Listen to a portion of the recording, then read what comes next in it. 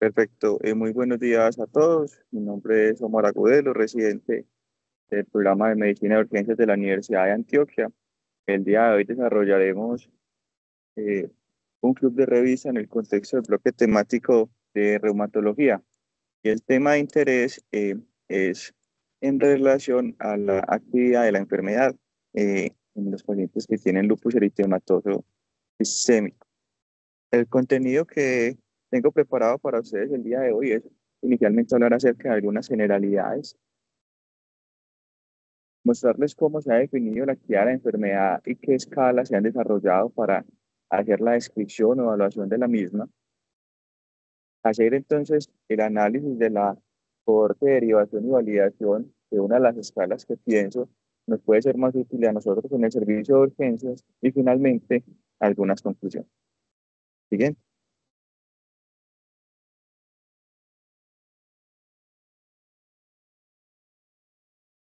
El lupus es una enfermedad autoinmune crónica que va a comprometer múltiples órganos y sistemas, como pueden ver en la imagen de la derecha, el sistema nervioso central, la parte cutánea, el sistema respiratorio, el sistema cardiovascular, etcétera, donde la mayoría de los pacientes que van a verse afectados son aquellos que son mujeres y especialmente mujeres que son de raza negra.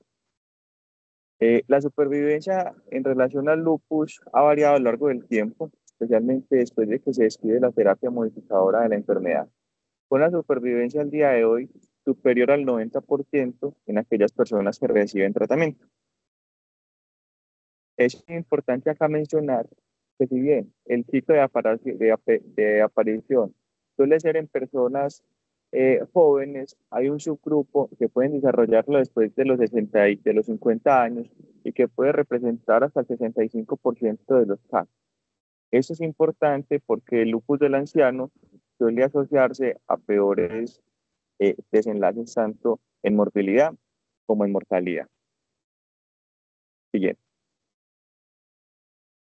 Por supuesto, si se trata de una enfermedad autoinmune, pues van a haber autoanticuerpos. Esos autoanticuerpos, si bien no son específicos de esta enfermedad y son compartidos con otros, pues hay algunos que son un poco más sensibles, específicos y que orientan hacia el lupus, pero pues este tema lo hemos ahondado y lo vamos a ahondar en todo este bloque de reumatología. Lo que sí quiero mencionarles es que hay un porcentaje importante de personas sanas que pueden tener ANAS positivos. Se habla de que alrededor del 31% de personas sanas pueden tener una división de ANAS de 1 en 40, el 13% de 1 en 80 y hasta el 5% de 1 en 60. Siguiente. Vimos entonces que hay unas manifestaciones que van a ser compatibles con el lupus dentro de la frecuencia de aparición. Las más comunes que vamos a encontrar son, por ejemplo, el compromiso articular con la artritis, el compromiso cutáneo con el rash, fiebre, fotoinsensibilidad, entre otros hallazgos, y ya va a depender acá del órgano que esté comprometido, la presencia de autoanticuerpos, como le mencioné anteriormente, pero acá es importante tener en cuenta la tabla rosada de la derecha, que habla acerca de estos mimics de lupus que se pueden parecer bastante. Uno, es toda una clínica de lupus, pero explicada por medicamentos que lo puedan generar. Dos, mimics cutáneos, como por ejemplo la rosácea o la tiña, que me pueden dar ese brote malar. Entre otras enfermedades tanto infecciosas, autoinmunes y hematológicas que puede cursar con síntomas similares. Siguiente. A lo largo del tiempo se han descrito diferentes escalas para tratar, no de diagnosticar, porque esto es difícil en las enfermedades reumatológicas, sino de clasificar el lupus. Hemos pasado por los criterios de la ACR en el 97, donde tenía una sensibilidad y especificidad del 82 y 93%. El SLIC en el 2012, donde su sensibilidad y especificidad era del 96 y 83% respectivamente. Y más recientemente, el consenso entre la ACR del 2019, que ha sido la que en números ha tenido una mejor sensibilidad y especificidad. Esta última escala de clasificación, que es la que les muestro a la izquierda, Comprende 7 grupos clínicos, 3 inmunológicos. Y se hace clasificación cuando el paciente acumula 10 o más puntos. Y fíjense cómo arranca el algoritmo desde la presencia de anticuerpos por encima de una dilución, por encima o igual de una dilución de 1 en 80. Ya después de eso vamos a los puntos o a los criterios que vamos a sumar, donde hay dentro del compromiso, o más bien dentro de los dominios clínicos, una parte renal, una parte mucocutánea, una parte de las mucosas, otra hematológica, otra musculoesquelética, neuropsiquiátrica y constitucional.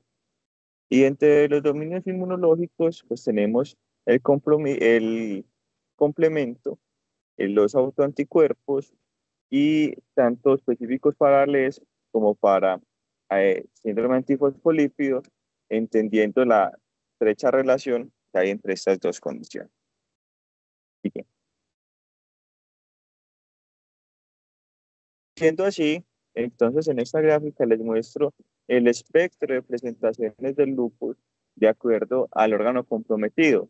Y vemos cómo, por ejemplo, en los pulmones, el paciente puede cursar con hemorragia difusa, como en el corazón, una miocarditis por lupus, y así casi que con cada órgano tener una presentación secundaria al compromiso por lupus. Alrededor del 50% de todos los pacientes con lupus van a tener algún compromiso cutáneo a lo largo del curso de su enfermedad. Y algo que también es muy frecuente es la alopecia no cicatricial, que puede estar presente hasta el 40 al 70% de los pacientes con. Y no olvidar, importante entre esta gráfica, como el compromiso por lupus, de por ejemplo, los riñones, va a ser un marcador muy importante dentro de las escalas, especialmente en el contexto de la nefritis lúpica. Ya pasando a cómo se hace la evaluación de la enfermedad,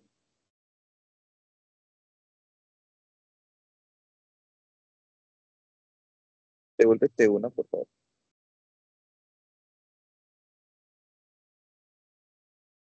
Pásala. Anterior.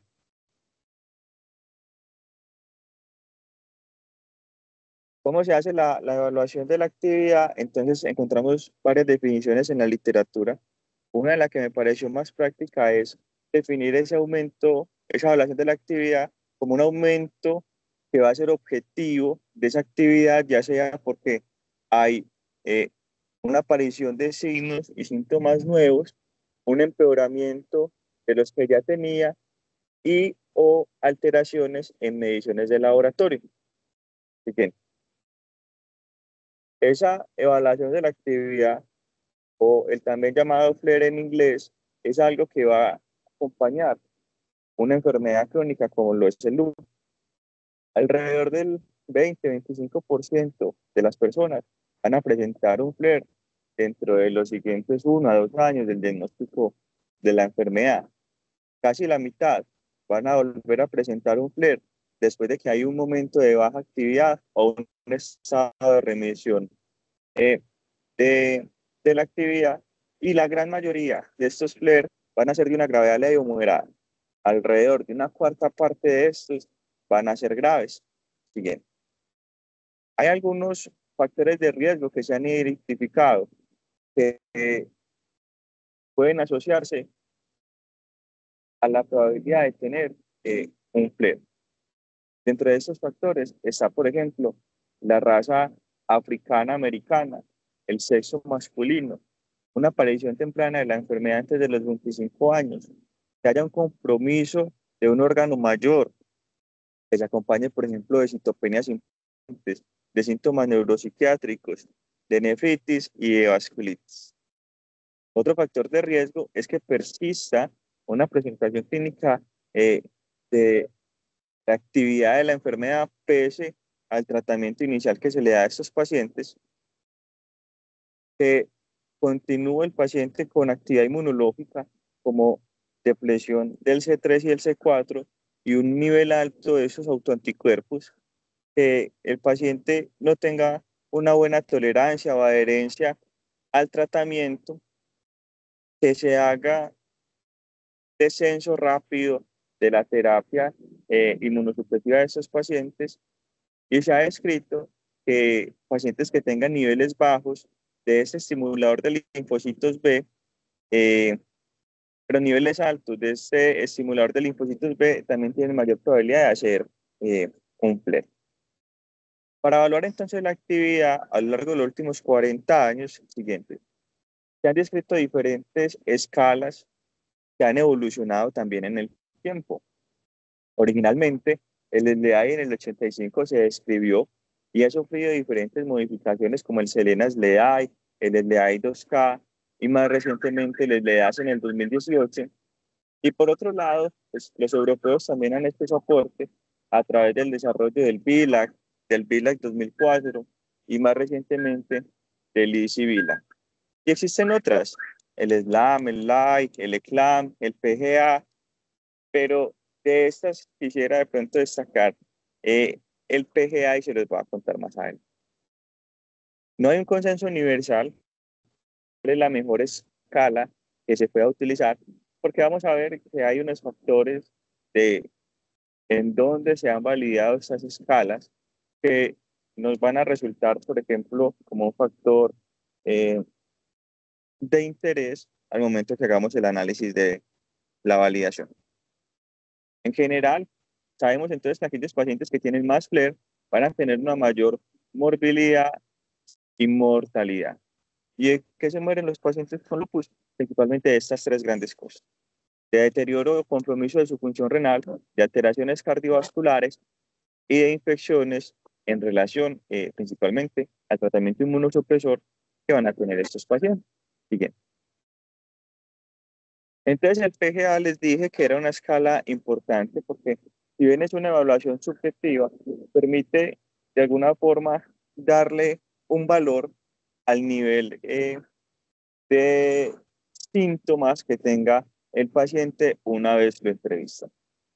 Para lupus, el PGA se ha evaluado en una escala de 0 a 3, donde 3 significa el compromiso más grave que califica el paciente frente al síntoma específico que le estemos hablando, o frente a que hay o no una activación de su enfermedad desde lo que él percibe.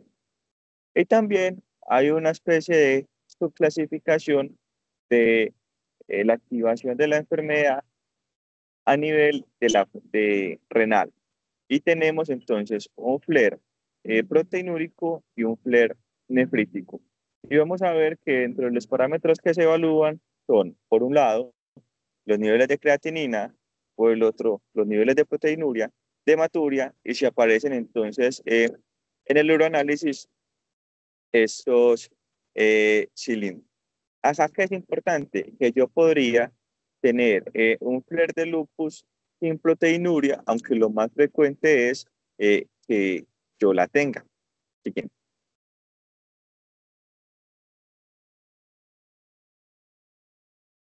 Para nadie es un secreto que en nuestra práctica clínica, una de las escalas que más utilizamos eh, en nuestra práctica diaria es el LEAI-2K. Les voy a mostrar pues cuáles son algunas de sus características. Bien.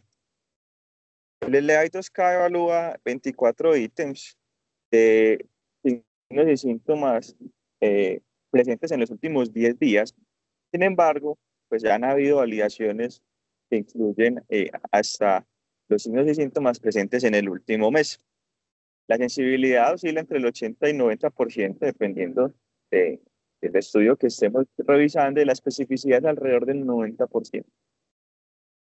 Toma alrededor de 5 a 15 minutos su realización, y eso va a depender entonces de la habilidad y la familiaridad que tenga el operador con la escala. Miremos cómo en la gráfica de la derecha encontramos los descriptores y el peso que se le da a cada uno de estos descriptores. Quizás una de las críticas se le ha hecho a esta escala ha sido el peso que le ha dado a presentaciones, si bien muy graves, poco frecuentes en los pacientes que tienen Lerlúpico, como aquellos síntomas de convulsiones y los neuropsiquiátricos. Bien. En la cohorte inicial en la que se validó el LDI-2K, quiero mostrarles cómo en esta tabla 1 vemos la distribución que ha tenido en relación especialmente a la raza, donde la mayoría de estos son caucásicos, representando alrededor del 81%, solo un 7% de negros y un 11% de otros que particularmente en el estudio, pues no encontré que mencionaran a quienes se referían. Y esto va a ser importante porque nos va a marcar un precedente de dónde es que ha sido validada la mayoría de estas escalas y es en la raza caucásica. Y surge la pregunta, pues, ¿qué pasa en aquellos no caucásicos? Siguiente.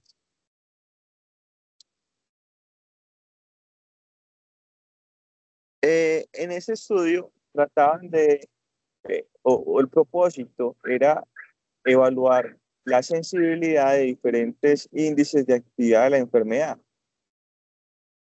Como pueden observar, en la tabla, en la columna de la izquierda están las diferentes escalas. El A, el BILAG, el LDAI, el ECLAM, el SLAM, que son escalas que les había mencionado anteriormente. Quiero mostrarles acá específicamente el área bajo la curva y observen cómo el SLDAI se encuentra como en un punto intermedio de las escalas disponibles. Y para este caso, pues era el LDAI 2K. Esto en aras de mostrar, pues más o menos, cuál es el desempeño de la escala que nosotros utilizamos en relación a las otras escalas. Siguiente. Me puse a buscar, pues, es una escala que ya lleva 2 décadas descrita, pues, qué validación encontramos en personas cercanas a nuestras características.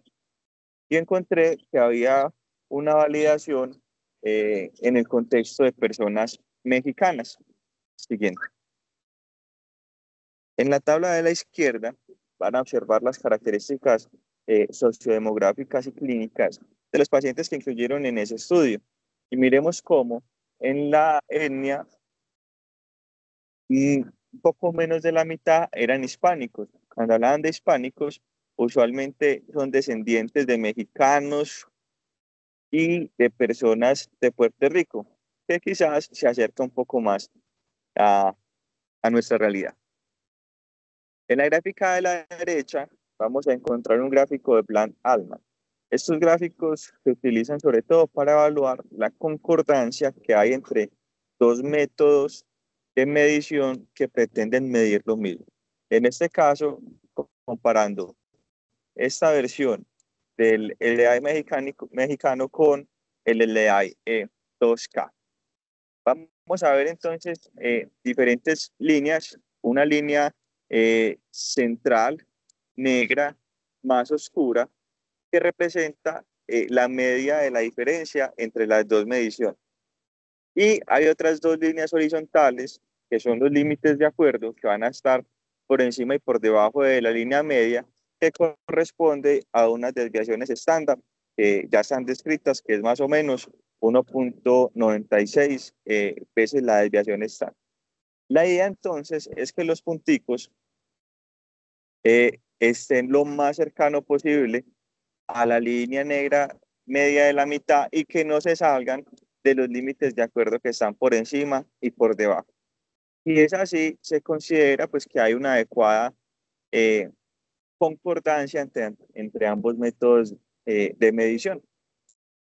Y para concluir entonces esta parte, ellos muestran que la Corte de Validación Mexicana tenía una concordancia buena con el SLEAI 2K originalmente descrito. ¿Qué concluyo yo entonces de esto?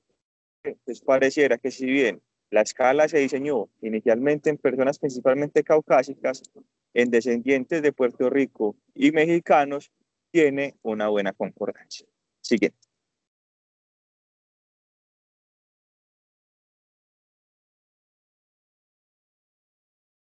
Yo les había contado entonces que el LEAI había tenido diferentes transformaciones en el tiempo y que la versión más reciente es el LEAS, que fue publicada en el año 2018. Siguiente. Esta escala pretende ser un poco más simple y más práctica. Ya no evalúa veintitantos ítems, sino solo 17.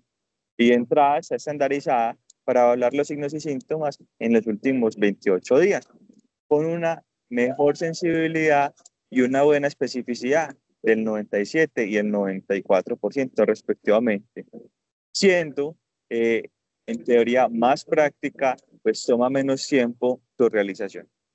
En la tabla de la derecha vemos entonces cada uno de estos 17 ítems y quiero que miremos específicamente el ítem 2, donde vemos el marcador de actividad lúpica a nivel renal, donde ellos definieron que es a través de la proteinuria que van a evaluar si el paciente tiene o no un compromiso del lupus.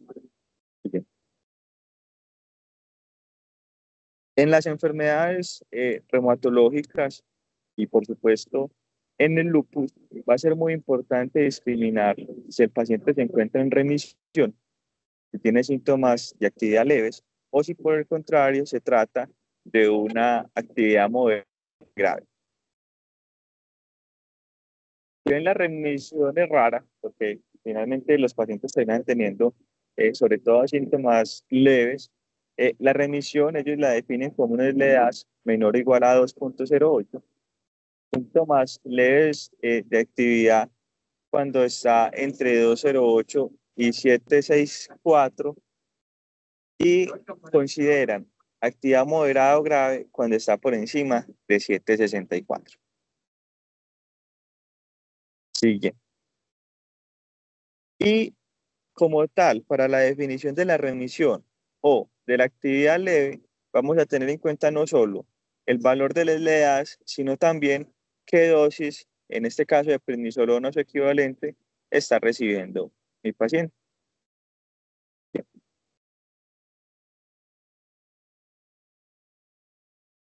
Como uno de los marcadores que se seleccionó para el compromiso renal por lupus fue la proteinuria, pues una de las cosas que está asociada a estas escalas de edad es mucho cuidado con aquel paciente que tiene otros síntomas diferentes, otro marcador diferente de compromiso renal que no sea proteinuria, porque esta escala probablemente lo va a subestimar. En relación siguiente al desempeño o al rendimiento que tenga esta escala, pues encuentra esta revisión donde siguiente, en la tabla que les voy a mostrar, encontramos, devuélvete bueno, encontramos en esta tabla, en la columna de la izquierda, los objetivos. En las siguientes columnas, los resultados y en la siguiente columna, la etnicidad. Porque como les expliqué, la mayoría habían sido validadas en personas caucásicas. Acá vamos a ver entonces cómo por ejemplo, los cambios clínicamente significativos eran mucho más exhibidos por el SLEDAS que por el SLEDAI 2K, siendo su versión previa. Esto en la cohorte de validación. En el segundo ítem, la identificación, por ejemplo, del FLAIR fue mucho más sensible y específico el SLEDAS que el SLEDAI 2K.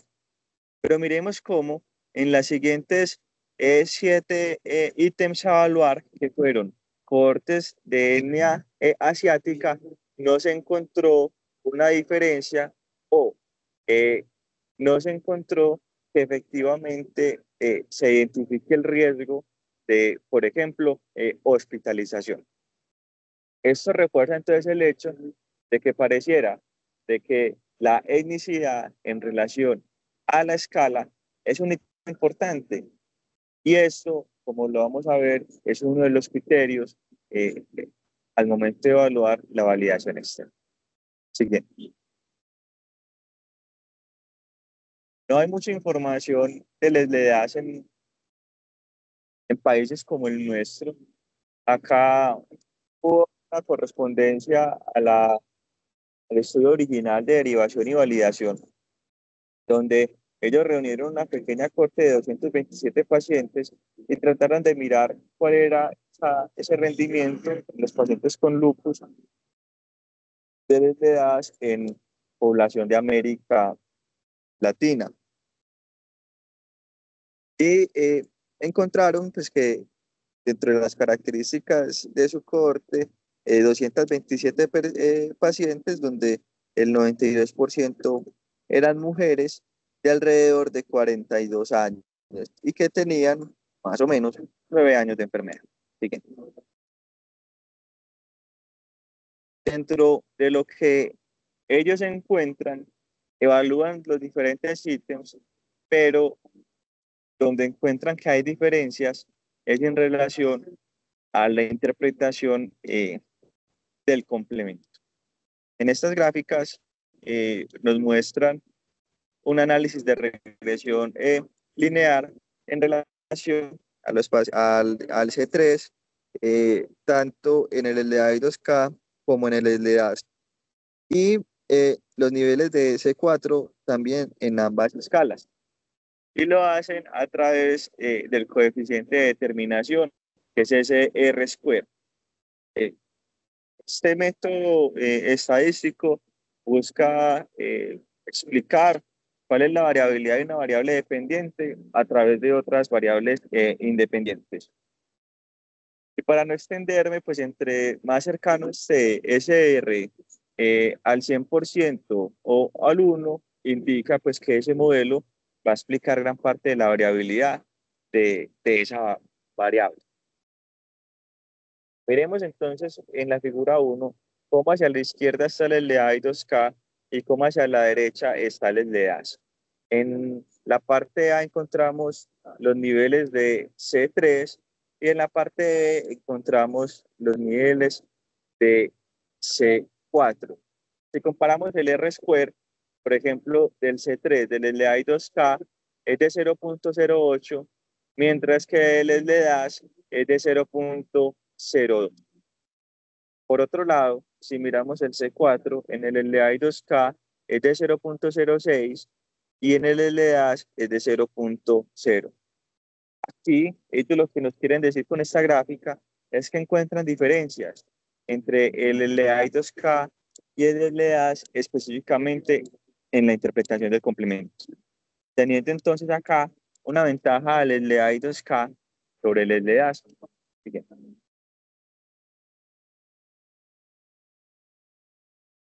Entonces el LDAS, ya vimos cómo fue la transformación de la escala en el tiempo, cómo es su versión previa, qué validaciones tenía la escala previa y ahora lo que les quiero hablar es el centro del club de revista, que es analizar pues, la escala de derivación y validación original del LDAS. Siguiente. Ellos entonces se propusieron derivar un nuevo instrumento que permita medir esa actividad en el paciente con lupus y que denominan SLEDAS. La quieren validar en diferentes cohortes, tratando entonces específicamente de tener la capacidad de detección de cambios que van a ser clínicamente significativos, sean orientados hacia la mejoría o hacia el deterioro, sin afectar la especificidad de la escala.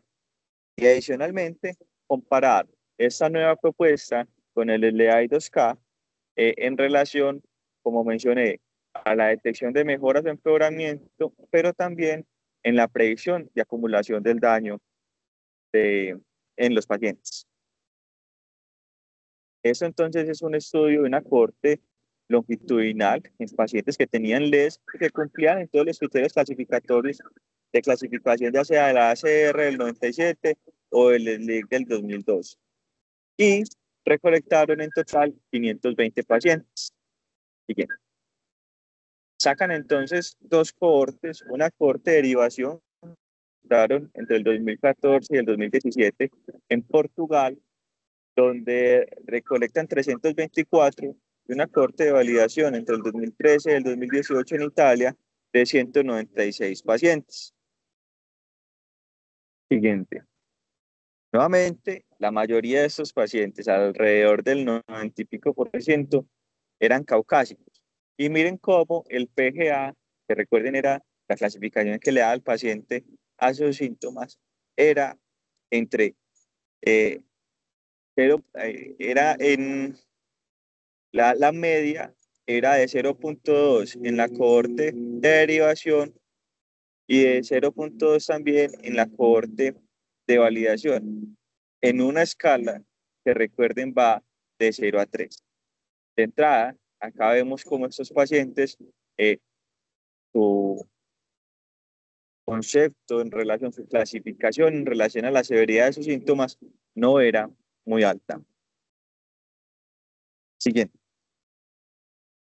Ellos realizan diferentes métodos estadísticos para tratar de clasificar si efectivamente, pues uno, la escala lograba predecir la acumulación de daño a lo largo del tiempo a través de, por ejemplo, la regresión de Koch, y mirar, tratar de observar la capacidad discriminativa de ambas escalas a través de análisis, por ejemplo, de curvas ROC, y mirar, pues, correlación entre el LDAS, el PGA y el LDA 2K, y determinar pues, cuál es, eh, dentro de la parte pues, estadística, la mejor forma de ajustar estos datos.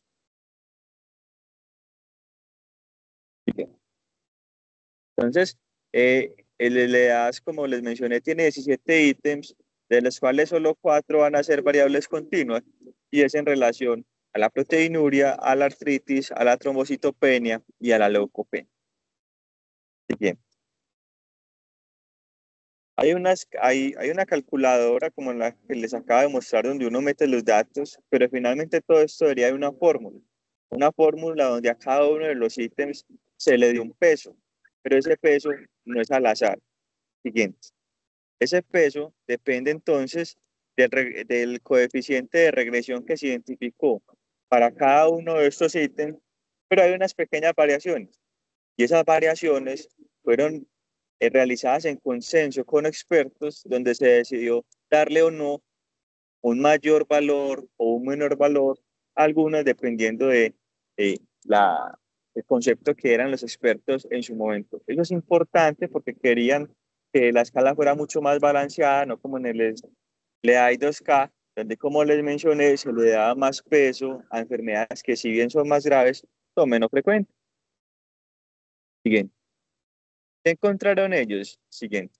Entonces, podemos ver en esta tabla, arriba la cohorte de derivación, abajo la cohorte de validación. La primera columna les LDAs, la segunda columna el LDA y 2K, y vamos a ver entonces los resultados en términos de sensibilidad, especificidad, valor predictivo positivo y valor predictivo negativo. Miremos cómo tanto para eh, detectar ese mejoramiento o ese empeoramiento clínicamente significativo, ya sea en la cohorte de derivación o en la validación, era mejor en utilizando la herramienta del SLEDAS. Bien. Puede ser mucho más fácil de interpretar en las curvas ROC, donde arriba a la derecha tenemos la cohorte de derivación, arriba a la izquierda la cohorte de derivación, abajo a la derecha la cohorte de validación. Y vamos a tener primero la curva ROC de mejoría, y después la curva ROC de empeoramiento. Y recuerden pues que la curva ROC es un cruce de la sensibilidad y la especificidad. Para ellos, discriminar de una forma significativa que hubiera una mejoría era un cambio en el PGA de alrededor de 0,3. Y ellos encuentran entonces como la línea que es puntiaguda o discontinua es el LDA 2K, mientras que la línea continua es el LDAS. Y miren cómo, independiente de la curva que miremos, tiene un mejor rendimiento el LDAS versus el LDA 2. Siguiente.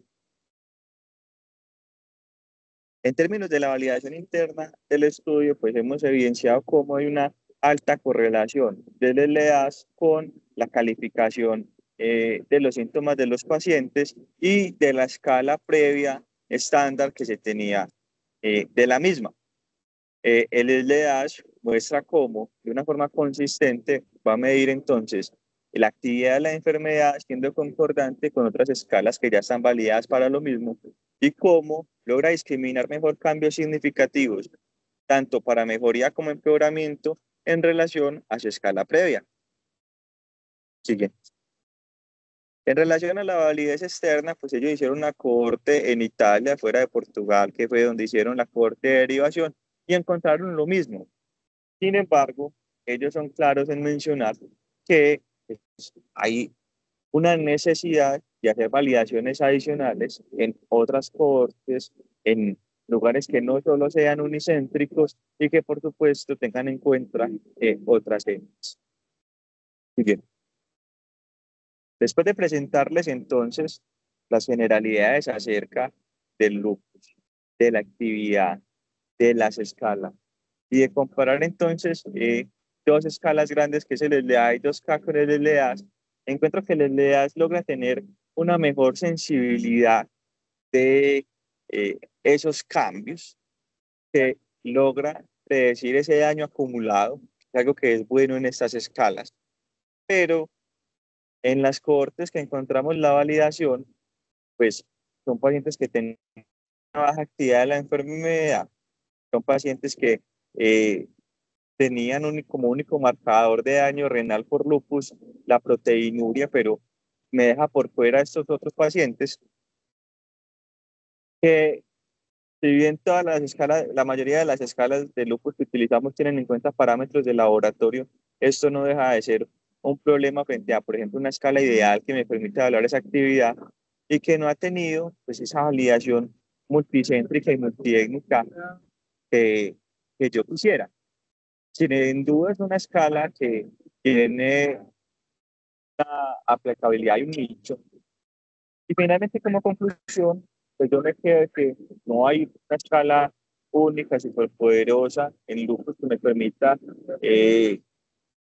estadificar si el paciente se encuentra o no frente a un brote de su enfermedad. Que el LAI de escala hemos utilizado durante mucho tiempo, está validada y es cercana a nuestro contexto, pero si abramos la mente al SLEDAS, es atractiva porque es similar, es más corta, es más práctica, tiene un mejor rendimiento para discriminar cambios significativos en mejoría, empeoramiento y en daño acumulado, pero pues no olvidar que tiene algunas debilidades, por ejemplo, no está validada en español, hay un tema ahí con la etnia y con el marcador del daño renal. Yo le pregunté a uno de los reumatólogos del hospital donde me encuentro rotando, pues qué percepción tienen en relación a la escala y coinciden con esas conclusiones que yo les traigo. Todos quisiéramos tener una cohorte de validación en nuestro contexto, como para tener más claro si es tan buena como la pintan, y que ellos creen que es un punto de práctica que se va a ir transformando en el futuro cercano.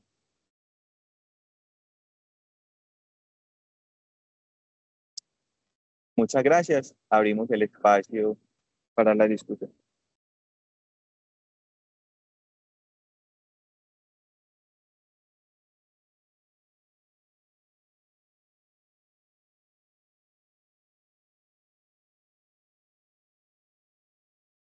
Profesor Vallejo levantó la mano.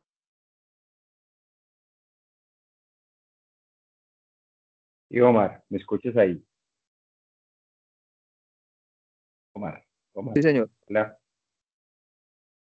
Muy buenos días para todos.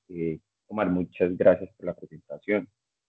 Creo que es un excelente trabajo y da cuenta de el ejercicio profundo que realizaste en relación con la revisión del tema clínico y adicionalmente a eso con elementos de orden investigativo y epidemiológico. En relación con la parte metodológica, yo solamente voy a hacer, digamos, dos énfasis porque tú ya muy bien explicaste, y es los elementos relacionados con la evaluación de pronóstico y también de diagnóstico en los diferentes estudios. Bien mostraste las tablas relacionadas tanto con sensibilidad, especificidad, valores pronósticos positivos y negativos. Y adicionalmente, un elemento que se ha vuelto esencial para determinar el desempeño de las distintas escalas o incluso de los marcadores para establecer el pronóstico de los pacientes. Y es eh, las gráficas de áreas bajo la curva que nos permiten discriminar cómo la escala o el marcador o el estudio se comporta en relación con otro, con lo que pudiera ser el estándar. En este caso, su muestra es diferente y además de eso, mejor le da en comparación con el SLEDA 2K, que fue con el cual se comparó, pues, digamos, esta escala novedosa.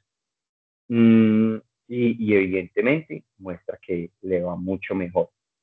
A mí me quedaron pues finalmente dos dudas en relación pues con la implementación de estas escalas y pues que tras bambalinas en la preparación pues digamos las discutimos y es el contexto en el cual desarrollan y hacen la validación de la escala, eh, que fue el contexto de paciente ambulatorio. Y si bien nosotros utilizamos distintas escalas y casi que terminamos adaptándolas a nuestro contexto de urgencia, mmm, creo que generalmente nosotros no vamos a tener los casos de pacientes con seguimiento para determinar si el paciente mejora o no, pero sí nos va a permitir determinar si el paciente ha empeorado o está estable. Cuando nos ingresa un paciente con este diagnóstico y que queremos saber si algunos de sus síntomas por los cuales él consulta, pues finalmente son producto de una exacerbación del lupus.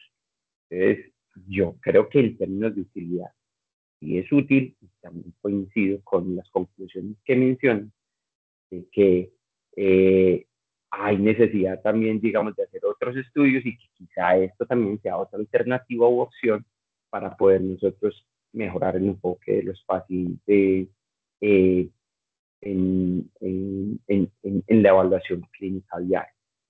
Y bueno, no, agradecerte por la presentación y muy bien. Muchas gracias.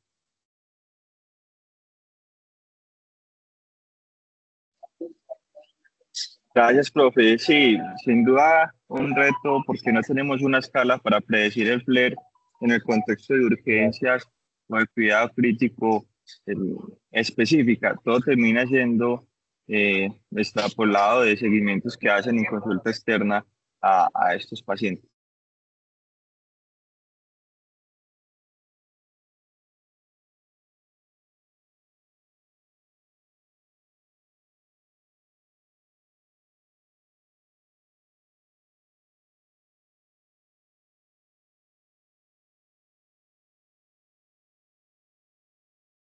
Gracias, profe. ¿Alguien tiene la mano levantada?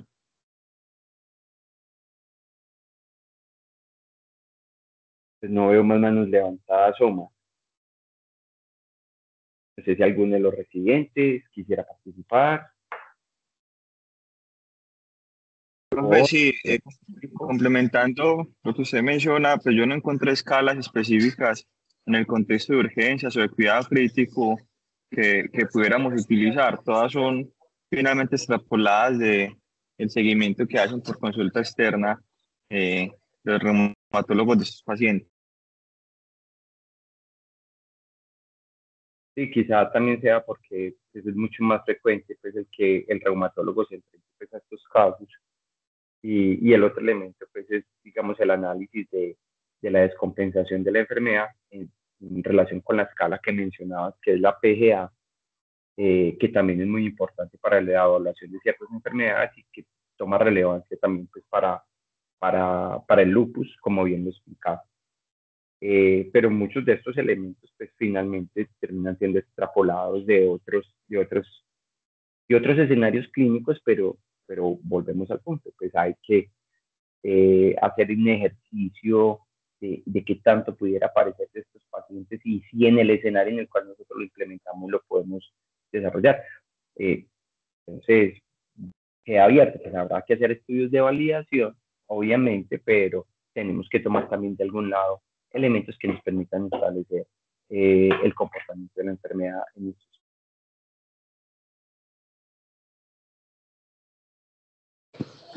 Omar, buenos días. Buenos días, profesor. ¿Qué más? Bueno, sobre la charla, una recomendación y es tal vez mantener el dinamismo, hermano, en la forma de exponer los argumentos. Pues por lo menos en mi caso, que yo me duermo fácil, sí, puedo resultar en estado de somnolencia en algunos momentos de la charla porque no hay un dinamismo adecuado en el curso, ¿cierto? Yo te tenía una pregunta y era, me parece complejo estas enfermedades, sobre todo porque uno sabe que al paciente con lupus le dan otras enfermedades, o sea, no solamente el lupus, ¿sí me va a entender? Inclusive las infecciones. Entonces uno queda ahí como con esa cierto grado de incertidumbre en saber si realmente es la enfermedad o es otra patología nueva la que se está presentando en ese contexto, ¿cierto? Yo no sé qué tan fácil sea o qué encontraste de que realmente lo que uno esté observando sí se refiere a la enfermedad como tal y no pensar en algo nuevo o diferente que esté pasando, ¿sí me va a entender? Como ese esquema de decisiones que uno puede tener en urgencias, de no pensar que simplemente es un flare o es una exacerbación de la enfermedad, sino también algo nuevo que al paciente le esté pasando. ¿Sí me va a entender la pregunta?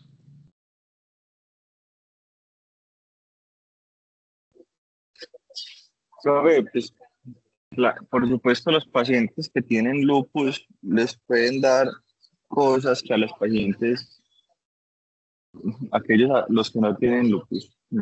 Una de las recomendaciones es descarte inicialmente que la condición que tenga el paciente en este momento no sea explicada por cosas que no tengan que ver con su enfermedad.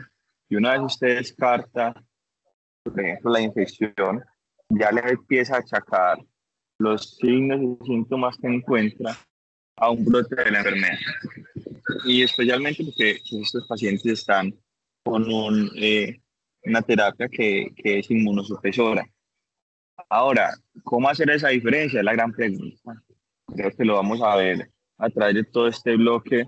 eh, por ejemplo, el rol que tiene la PCR de algunos puntos de corte para tratar de diferenciar, por ejemplo, si la fiebre es de origen eh, infeccioso o si puede ser más bien explicado por la enfermedad. Creo que acá no tenemos un número mágico y finalmente nos va a tocar llenarnos de múltiples argumentos de acuerdo a lo que encontremos en la entrevista, el examen físico y en la evaluación a través de las ayudas diagnósticas y ya de acuerdo, ¿no?, a nuestra experiencia de habilidad, pues tratar de discriminar en qué escenario nos encontramos, porque no hay una escala, un score o algo que de forma contundente nos permita decir si es por flare o si es por alguna otra cosa.